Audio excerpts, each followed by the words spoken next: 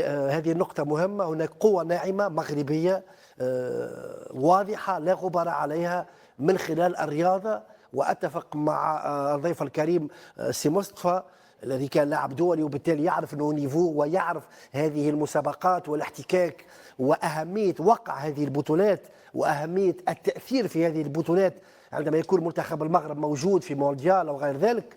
هاندبول ولست احكي على فوتبول. يعني هذه قوة ناعمة حقيقية بالنسبة لي البلد، واعتبرها نقطة مهمة.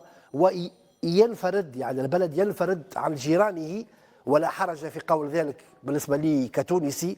ينفرد المغرب على بقية جيرانه على الأقل في المنطقة يعني شمال إفريقيا، لأنه لو استثنينا الخليج العربي تقريبا في شمال إفريقيا يعني أجد نموذج قوي، النموذج المغربي ينفرد به عن بقية جيرانه على مستوى هذه البنية التحتية الانفراستركتور، على مستوى الملاعب، لأنه 7-8 ملاعب في نفس المستوى بنفس المعايير فيفا ستاندرد 6-7 ملاعب. هذه لا تحدث كل يوم وليست متوفرة في كل بلد.